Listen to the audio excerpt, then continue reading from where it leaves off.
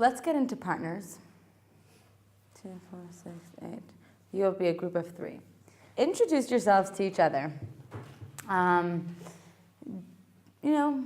Your name, where you're from, what you do, a bit about your family, but 10 years from now. Okay? You have a couple minutes. You could skip out the last name, okay? You don't have to give a last name. We don't have time to go around to everyone, but let's hear a little bit. We'll start with Ina. Well, first I kind of thought that, my name is Ina still, in 10 years. Your name is still Ina? Still Ina. I thought each decade it changes. Well, I could bump it up to Dina, You're just sticking a D there, almost like what God did to Sarai is Sarah, Avram is like Avraham. Jews are into this stuff. We're complicated beings. Okay, your name is still Ina. Yeah, and I live here in Israel because I made Aliyah like 10 years ago, and I have like 3 kids probably by then, and living in Haifa and like maybe running like a religious hostel. I don't know. And then we thought about it, like, Mashiach is going to come in like 2 years, so like, I don't know. 2 years? Why push it off? God willing sooner. Okay, Dina, which is the Ina with a D. Very original. Okay, we'll go on. Chana. My name will still be Chana. Thank God. I'll be living here because I'll made Aliyah. Hopefully, maybe like Aliyah, who knows. And I'll be married to Hashem, have... Someone rich, obviously, if you're living in Rechav, yeah? It's part of the... Stick it in there. Stick it in there, yeah, exactly. I want to just, I'll have like 3, 4 kids, B'ezrat Hashem, maybe more, hopefully, God willing. I want to be like a therapist. Maybe like have my own clinic or work with kids. Who knows? I'll finish my degree, get a higher education degree here. Wonderful. Philippa? I'll probably still be living in South Africa. Okay. We like South Africa. I'll hopefully be married, hopefully have 2 kids, maybe working at my university as a lecturer. That'll be cool. And yeah. Nice. We'll do 2 more. Who wants to share their 10-year plan? Okay, so I'll be married. I'm not sure where I'm going to be living. Hopefully somewhere in the US, maybe not. I'll have 4 kids, God willing. And I'll still be doing marketing, but maybe for like an organization, like a nonprofit, something to help children, maybe something for Jewish outreach, something like that. I'll work like a few hours a day or part-time. I have 4 kids. And it's virtually impossible to... They're not born yet.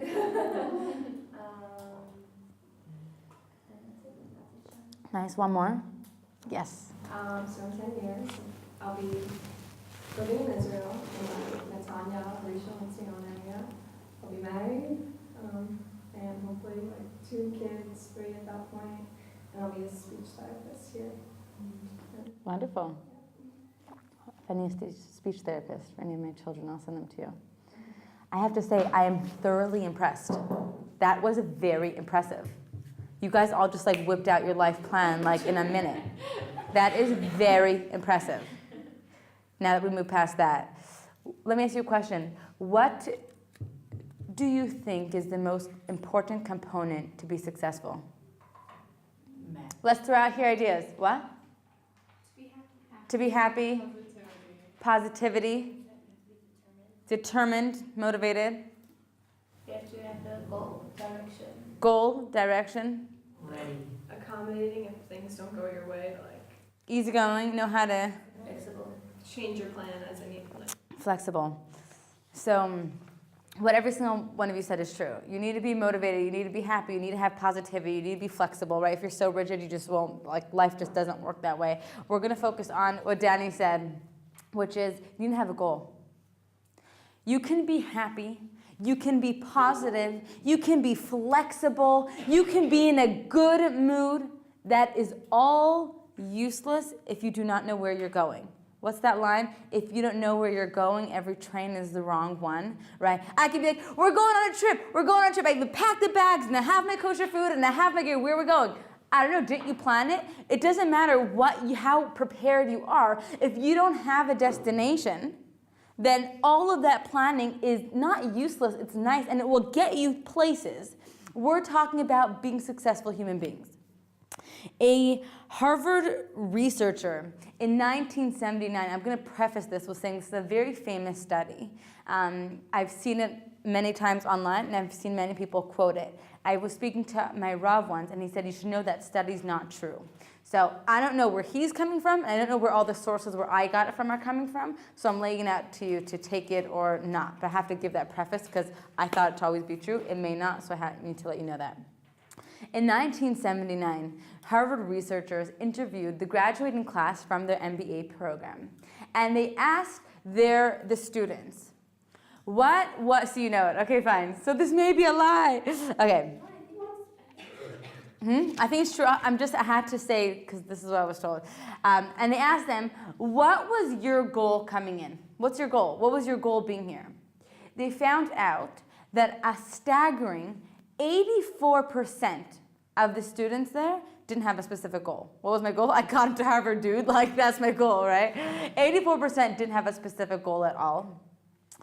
13% had a goal, but it wasn't written down. It wasn't confined to paper, but they had a goal.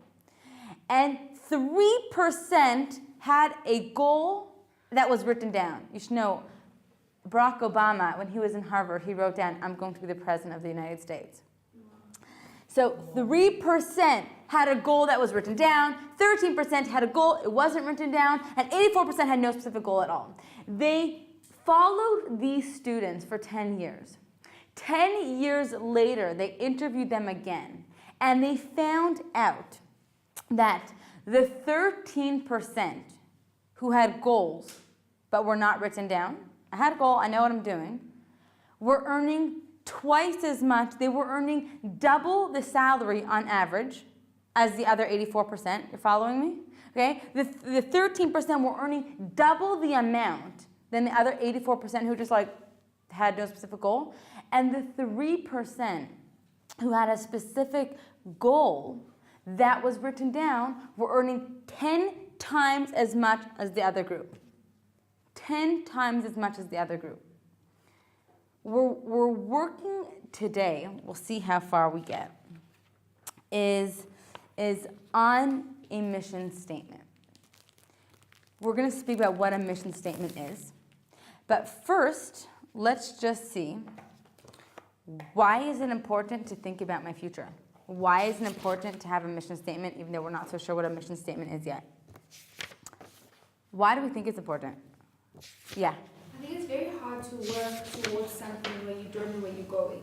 So like if you don't necessarily have like an outcome or an achievement at the end, you don't know how much effort or how much input you need to put in order to achieve it. Wonderful. Like you don't know what steps are necessary because where are you going? Right? It's almost like making a cake. Like if you don't have the proper ingredients, like you need to know what is it that I'm making in order to get the proper ingredients. Let's see what you're welcome. The Mesilat Yesharim says, the path of the just, written by the Ramchal of Moshe Chaim Luzzatto. He says, Yesod HaChasidus v'Shorosh HaAvoda, which means the foundation of piety and the root of complete service, right? He's speaking about God, all the more so in our personal life.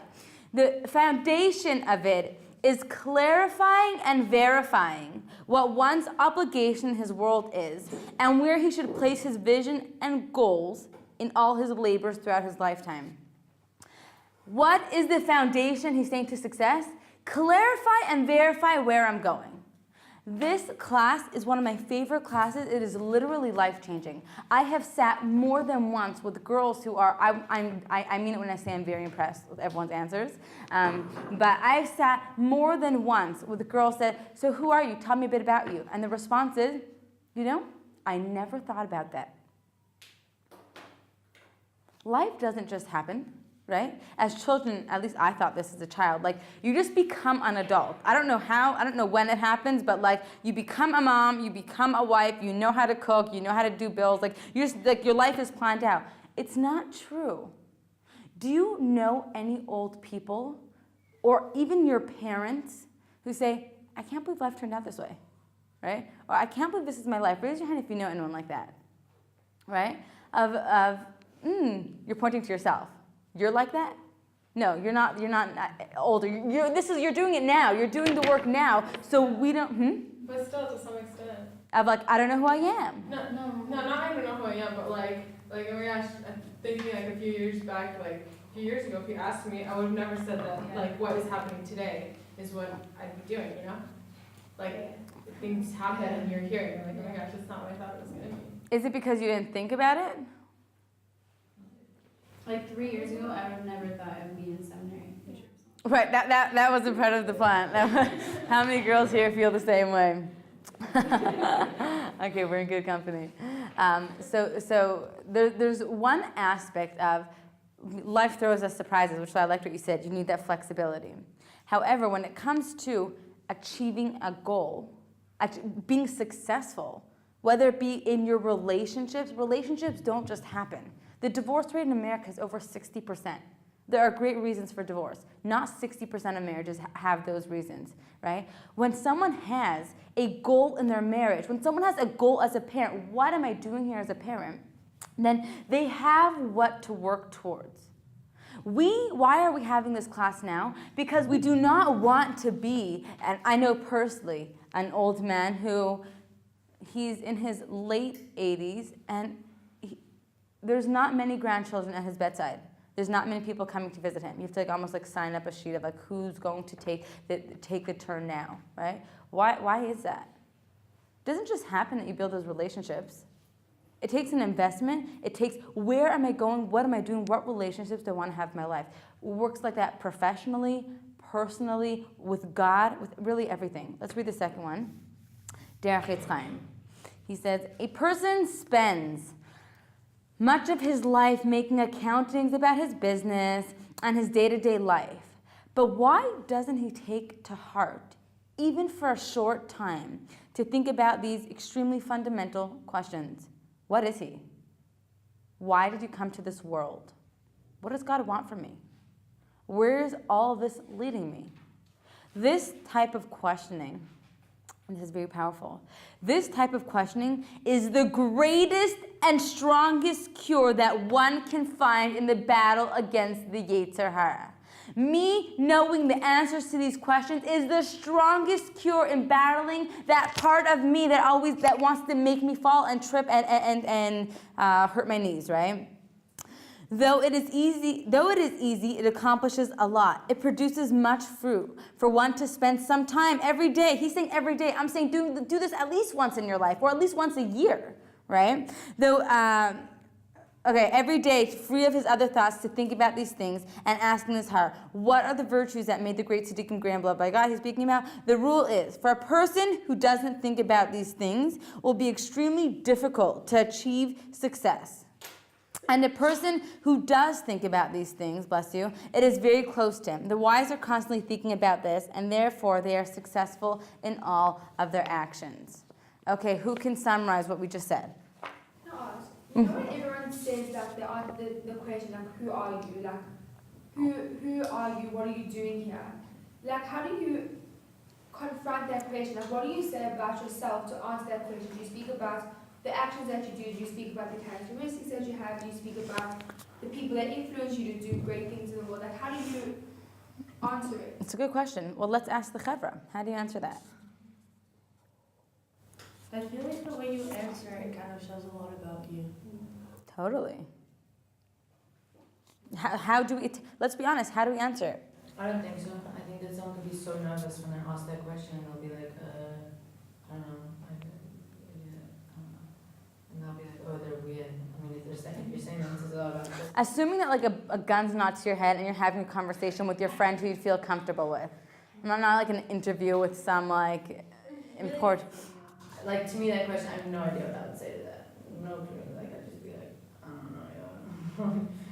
Like, I even remember when I got interviewed here for the event, like, the woman asked me, like, who am I? Like, tell me about yourself. Like, how do you start telling yourself to someone, but yet you, like, I personally, I think I know myself, but then how do I explain myself to someone else? Like, how do I know what's important for other people to know? If I want to say, who am I, describe myself to other people. It's a very hard question. It's a different conversation, but we'll speak about it a little bit because it's important. Rabbi Twersky, who's an incredible author and psychiatrist, he's written over 80 books, all self-help on addictions. He was at shul one Friday night, and he saw this guy there. And the guy was clearly not religious, and he said, do you want to come to us for a Shabbos meal? You want to come to us? He goes, sure, I've never done this Shabbos thing before, but sure, I'll come to you. That's what Jews do. And so Twersky said to him, okay, but just so you know, there's something called, the halacha that we don't carry on Shabbos. There's no eruv, right? There's no string across the city that enables us to carry on Shabbos. So you'll have to leave your wallet and stuff here. The guy's like, okay. And so he left it in shul. And as they're walking towards Rabbi Twersky's house, Rabbi Twersky asked this question so who are you? Tell me a bit about yourself. And the guy put his hand to his pocket to reach for his business card. Then he had this shocking moment of how much he's so he didn't have his wallet on him. And that moment of realization of, who am I without the initials after my name? Who am I without the business card? So it's a tricky question if we don't know what the answer is.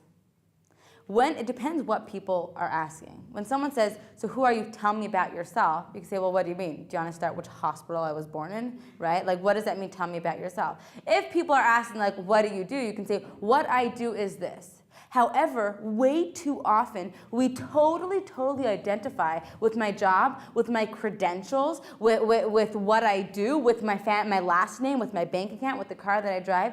And the problem with that is the moment my identity is based on something external, and that my boyfriend, my parents' approval, the moment that is gone, my entire self-worth is gone. I have no identity, which is why it cannot be based on anything external. Right?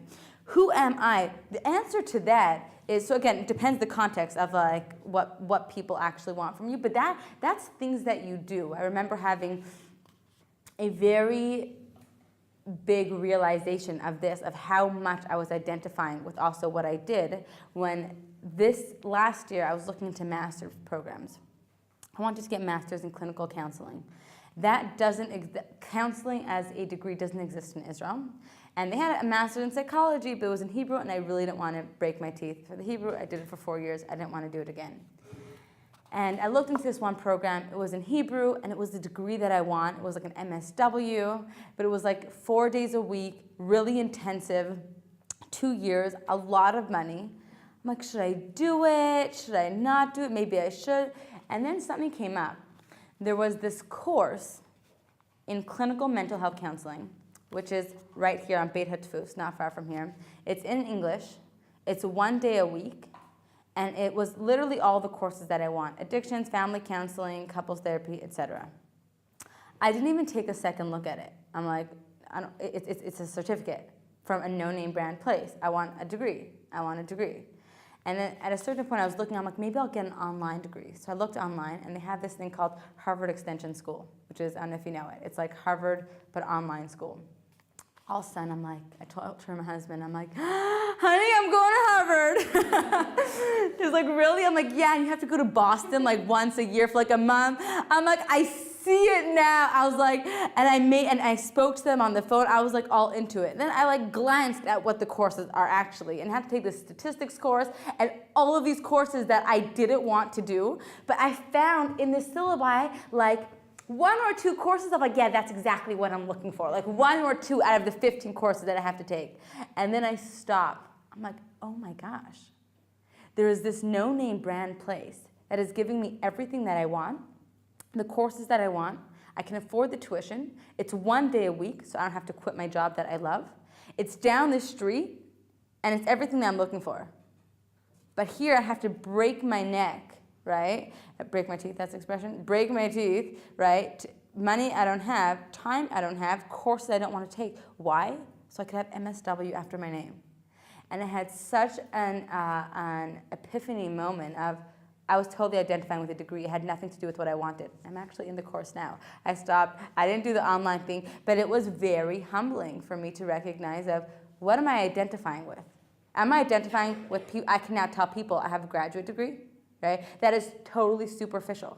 That's totally superficial. The answer, in short, to who am I am a soul. That's my identity. We say every morning, Elokai neshama shnesati bi taharahi. My God, the soul you placed in me is pure.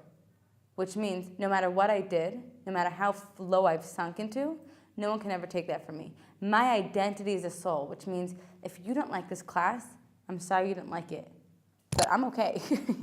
I'm okay. I'm a neshama. That didn't affect me, right? I'm sorry you didn't like it. I wish you did. What do you want to learn about? But that didn't affect me. If you don't like what I'm wearing, sorry, right? But what does that have to do with me?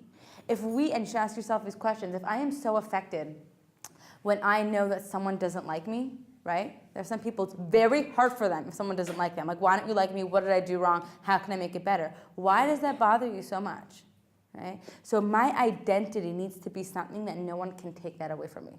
So in one word, who am I? I am a soul. Now, what do? Oh, this is my profession. What's my family? I have a husband and children. But my essence is a soul which God placed in me, and that no one can take from me. You hear? Did that answer your question? Okay. So this professor stood up in front of his class, and he had an empty mayonnaise jar in front of him. And he looked at the class, and he said, "Is this jar empty or full?" They said, "Empty." He emptied a bag and had a bunch of rocks in it.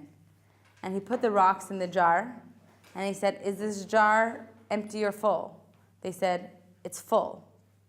He said, "Do I have room for more? Anything else in it?" They said, "No, you put big rocks into this jar." He took out a second bag filled with pebbles, and he put the pebbles in between the cracks of the rocks. And he said, "Is there room for anything else in this jar?" And they said, "No, definitely not." They said, he emptied a third bag, and he took out sand, and he let the sand sift through, right, all of the empty spaces, and then the jar was totally compact, and there was no room for anything else.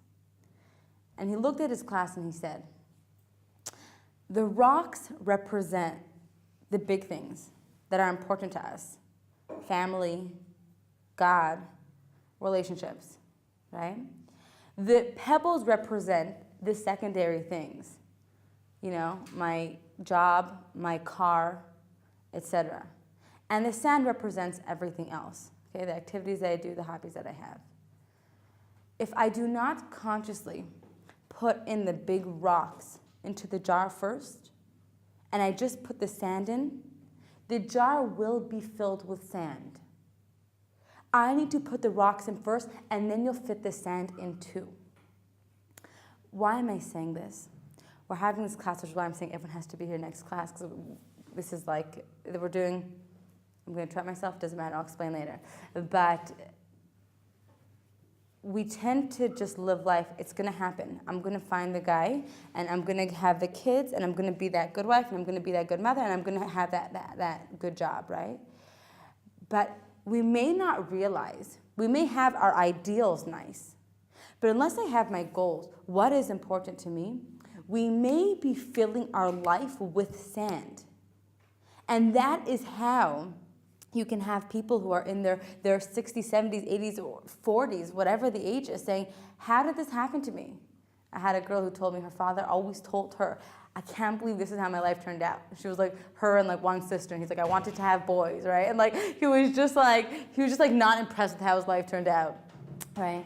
That means I ended up filling my life with sand, not consciously. I didn't mean to do that, right?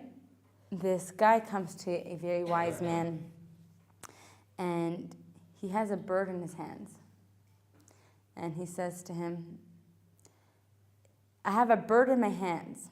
Is it alive or is it dead? And in his mind, he thinks, if he says it's alive, I'm going to crush it with my hands. If he says it's dead, I'm going to set it free. So he looks at the man and he says, is this bird alive or dead? What would you say if someone asked you that? Other than thinking they're weird. And why are you holding a bird? If you hold it for long enough, it'll die. Right, if you suffocate it. So he did say something similar to that. Thank you, Ina, which is Dina without the D. He said to him, it's in your hands. It's in your hands. Is it alive or dead? That's in your hands. Our life, and you are, I can't tell you how lucky you are that you're choosing to be here and studying, which means regardless of how long you're here for, even if you're here for a day or just for an hour, that means I consciously decided to learn more about life. You are like 50 steps ahead of so many people who have never thought about this before. I can tell you that because I've spoken to people before. I'm sure you have too, spoken to adults who said, whoa, how do you know that? And you're like, man, really? Did you just learn, how do you not know that, right? How do you not know this, right? So it's in our hands. We're creating our life now. What I want to do is, we're working on two different aspects. We're working on what's called a general mission statement, which is, what is the mission statement for my life? Meaning, what do I believe in, right? What are causes that I believe in? Do I believe in a higher power or not? The big questions. That's called a general mission statement in life. A mission statement is basically I don't know what a mission statement is. Who can explain? Yes, tell us. It's kind of what, you can describe it as like a business. Yeah, exactly. This was actually first used, it's used with businesses. I'm using it in our personal life. It's used with businesses. So it's just it's like a statement or a paragraph that's just saying what the aspirations and the goals of the business and what they want to achieve on a day-to-day basis, and how they want to treat customers and all that kind of. Yes, exactly. You can tell when a company has a mission statement. I was once sitting in a restaurant with my husband, and it was the best service I have ever had. And I turned to my husband and I said, I know what their mission statement is. You can tell. You know how certain stores you walk into, you can just tell, hi, the customer's always right. Hi, how are you? Can I help you? And you can just tell if a company has a mission statement or not, right? So we're working, it's basically a short sentence that summarizes what the goal of the company is. Hi, here at Windows, we do, et cetera, et cetera. So we're working on a general mission statement. What are my general beliefs about the world? And then we're going to work on, which is going to take more than one class, my personal mission statement. Which means every single person has, and we'll get there when we get there, their own personal journey that they need to go on. No two people are the same, and what's your personal direction that you're going on? This is so crucial. You can tell also when there's something called family mission statements. When a family has a mission statement of, and I'm sure you all have it, whether it was made conscious or not. It doesn't have to be posted on your fridge, but I want my children to grow up knowing, what is our mission statement? Our mission statement is we are a family of love and acceptance and caring, right? And kindness to other people, and family comes first. That is, what are the values of our family? Why? Very simple. When they're put to the test, they always go right back to that. Someone's sitting at the table, I don't like them. One moment, what's our family's mission statement? Do I tell them, I don't like you, you're icky? Stephen Covey, he gives this example, which I thought was very powerful. He was reading in a ship water magazine, I'm sure there's some sophisticated word for it, a boat magazine. He was reading this article, which said this big boat was traveling at night in the water, the deep, dark waters of the ocean. And all of a sudden, it sees an incoming boat coming towards them. So they sent out a message on the loudspeaker, incoming, move to the right. A voice comes back saying, incoming, move to the left. The captain is really shocked. He says, incoming, if you don't move to the left, we'll collide. A voice came back saying, we are a lighthouse. A lighthouse are those towers in the water that let you know where land is, right? The boat had no other option but to navigate itself around the lighthouse. Mission statements are lighthouses. Why is it important? Because when put to the test, these are foundations that I cannot budge on this. We'll get to flexibility and what does that mean? I could never, ever, budge from what I believe in? No, that's not what it means. But when I have a mission statement, my personal mission statement, and my mission statement as my general beliefs in the world, that is creating a lighthouse for myself. Who can give me a practical example of a lighthouse to make it more real? Yes. Shabbat. Okay. So, like, keep Shabbat. That's like something you don't budge on. Yeah, that's a great one, right? There's this funny story where this Jewish woman was walking in the supermarket, and all of a sudden she saw this totally not Jewish woman telling her kid who's having a tantrum on the floor, saying he wants candy, saying, "You can't eat that, that's not kosher." So she turns to her and she says, "Excuse me, are you Jewish?" She goes, "No." So she said, "Why are you telling your kid it's not kosher?" She goes, "I don't know, I saw these Jewish women do it in the store and it works every time. The kid puts the package back right away." Right? Which is, I always think I think that's amazing. That you can have, some things are so hard for us, right? And they're challenging for us. However, like for example, let's use the example of food, which is, food's hard. I like chocolate cake, right? So even though I'm full and I'm stuffed and it's gonna give me a headache, I'll have the chocolate cake anyways. But if you're to put like shrimp before me, no matter how hungry I am, it's just not even on my radar if we're keeping kosher. It's just not on my radar. Why? It's just not something that I do. Meaning, it's a great example, right? That is my lighthouse. I mean, I'm sorry, I just can't do that, right? But oftentimes we feel threatened. For example, Shomer Nagia is a good example. There are times, if you're going to embarrass someone, a man, you can shake his hand if he reaches out, right? But most of the time, they will not be embarrassed, okay? When I was in New York, there was this doorman there. It was so funny. I'm not used to having a doorman. There was this doorman, the place we were staying in Manhattan, and my husband and I started like speaking to him. And one day I just said, like, "Hi, what's your name?" And we were just like speaking. He goes, "Oh," and he introduced himself. He said, "Hi, I'm so-and-so." So I said, "Oh, I'm sorry, I just don't shake hands with men." He goes, "Oh, ma'am, I'm so sorry. I'm like, no, I'm the weird one, not you. Like, don't worry." And then I explained to him, I gave him like a whole schmooze. I'm like, well, Jews have this concept, and and unless we'll embarrass someone, I gave him he's like, "That's interesting." But that's an example of is that a lighthouse or not? There are times, but again, another example is kosher. Should I not? If someone's gluten-free or someone's allergic to peanuts, they will not feel bad about saying, "I'm sorry, I can't eat this." 2 weeks ago, we had this guy who's gluten-free, and we'll finish here, who's gluten-free at our house for Shabbos. He was coming to Shabbat lunch. So we never do this ever. My husband and I made a gluten-free cholent, which is, cholent is like barley and wheat, okay? We made a gluten-free cholent for him. It was very exciting. During the first course, he took salad. I said, I don't know, are you allowed soy sauce? Because I actually put soy sauce in there. He's like, "Oh, depends which one." I showed him the ball. He said, "No, I can't have this." My husband's eyebrows go up. He says, "You can't have any soy sauce?" He's like, "Yeah, no, it's not this type." And I just put some of the soy sauce in the cholent. He remembered everything except for the soy sauce. I'm like, okay. So everyone else ate gluten-free cholent except for the guy who was gluten-free. Did I feel bad? No. Did he feel bad? No, he's gluten-free. Even though I made a cholent just for him and the rest of us had gluten-free cholent, he's allergic to it, right? That's a lighthouse for him. I'm not going to cross over that boundary, you hear what I'm saying? Because I feel bad for you. So again, it's very complex, and God willing, we'll continue next class of creating for ourselves a vision of where I want to go, what do I believe in, and also that translates and that transfers into like your children and future generations. So ladies, have a wonderful day.